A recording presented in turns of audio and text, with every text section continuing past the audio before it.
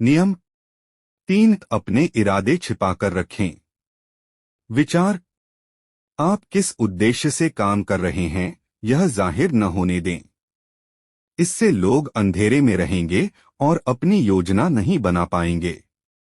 अगर उन्हें इस बात का अंदाजा ही नहीं होगा कि आप क्या करना चाहते हैं, तो वे अपनी रक्षा की योजना नहीं बना सकते।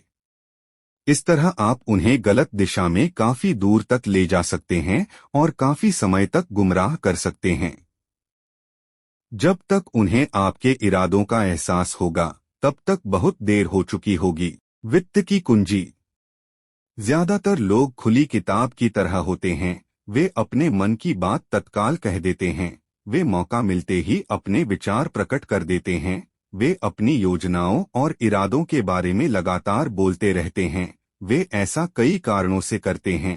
पहली बात, अपनी भावनाओं और भावी योजनाओं के बारे में बातें करने की इच्छा बहुत आम और स्वाभाविक होती है। अपनी जुबान पर लगाम कसना और अपनी बातों पर नियंत्रण रखना मुश्किल होता है। दूसरी बात, कई लोग यह मानते हैं कि ईमानदारी और स्पष्टतावादिता से वे लोगों का दिल जीत लेंगे और अपनी भलमनसाहत को प्रमाणित कर देंगे। वे बहुत मुगालते में रहते हैं। ईमानदारी दरअसल एक भौंथरा हथियार है, जिससे कट्टा कम है, खून ज्यादा बहता है। आपकी ईमानदारी से लोगों को चोट पहुंचने की संभावना ज्यादा होती है। इसलिए समझदारी इसी में है कि शब्दों को नापतोल कर बोलें। बुद्धिमानी इसमें है कि लोगों से वही कहें जो लोग सुनना चाहते हैं। यह समझदारी नहीं है कि आप उन्हें वह कटु सच्चाई बता दें जो आप महसूस करते या सोचते हैं। इससे भी महत्वपूर्ण बात यह है कि जब आप अपने इरादों और भावी योजनाओं के बारे में खुलकर बता देते हैं, तो आपके बारे में कुछ भी छिपा नहीं रह जाता है। ऐसी स्थिति में लोग न तो आपका सम्मान करेंगे, न ही आपसे डरेंगे। ध्यान देने वाली बात यह है कि हालांकि आज की दुनिया में चालाक बने बिना काम नहीं चल सकता, लेकिन चालाकी की छवि न बनाएं। आपकी सबसे बड़ी चालाकी यह होना चाहिए कि आप अपनी चालाकी को छिपा लें। बाल्टेसर ग्रीसियन 1601 से 1658। समुद्र पार करें। इसका मतलब यह है कि अपने चेहरे के सामने जाना पहचाना मुखौटा लगा लें। चूंकि सब लोगों को जानी पहचानी चीजें देखने की आदत पड़ जाती है, इसलिए रणनीति बनाने वाला नजर आए बिना आराम से अपनी योजना बना सकता है। द 36 स्ट्रैटजीज, थॉमस क्लियरी द्वारा उद्धृत the Japanese art of war 1991। लोग सम्मान नहीं करते हैं या जिससे लोग डरते नहीं हैं, उस व्यक्ति के पास शक्ति कभी नहीं आती है। अगर आप शक्ति चाहते हैं तो ईमानदारी को एक तरफ रख दें और अपने इरादों को छिपाने की कला सीखें। अगर आप इस कला में पारंगत हो जाएंगे तो आप हमेशा फायदे में रहेंगे। इरादों को छिपाने की योग्यता के पीछे मानवीय स्वभाव की यह साधारण सी सच्चाई है। प्रायः हम दिखने वाली चीजों पर भरोसा करते हैं। हम जो देखते और सुनते हैं उसकी सच्चाई पर हम संदेह नहीं करते हैं। अगर हम दिखने वाली चीजों के पीछे दूसरी चीजों के छिपे होने की कल्पना करेंगे तो हम न सिर्फ बहुत थक जाएंगे बल्कि दहशत में भी रहेंगे। इस कारण इरादों को छिपाना तुलनात्मक रूप से ज्यादा आसान हो जाता है। ऐसा लक्ष्य या उद्देश्य बताए जिससे लोग प्रभावित हो जाएं। जरूरी नहीं है कि आपका असली लक्ष्य वही हो। जब आप उस लक्ष्य को लोगों की आंखों के सामने बार बार रखते रहेंगे तो वे उसे ही आपका असली लक्ष्य मान लेंगे।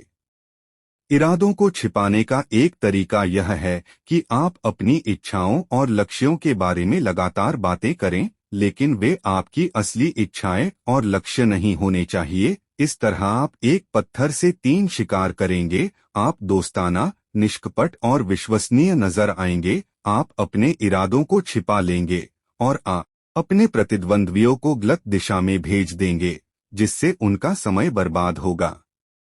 लोगों को गुमराह करने का एक और सशक्त औजार है झूठी निष्कपटता, सिंसेरिटी। लोग गलती से निष्कपटता को ईमानदारी मान लेते हैं। जब लोगों को ऐसा लगता है कि आप जो कह रहे हैं उसमें आप विश्वास करते हैं, तो इससे आपके शब्दों का वजन बहुत बढ़ जाता है। इयागो ने इसी तरह ओथेलो को धोखा दिया था और उसे बर्बाद किया था। ऐसा लग रहा था कि इयागो की भावनाएं सच्ची हैं। ऐसा लग रहा था कि डेस्डेमोना की बेवफाई के बारे में उसकी चिंता निष्कपट है। ऐसे में ओथेलो उस पर अविश्वास कैसे कर सकता था? अगर आप यह मानते हैं कि धोखेबाज लोग हवाबाज होते हैं, जो बड़े बड़े झूठों और अतिशयोक्तिपूर्ण कहानियों से गुमराह करते हैं, तो आप बहुत गलत सोचते हैं।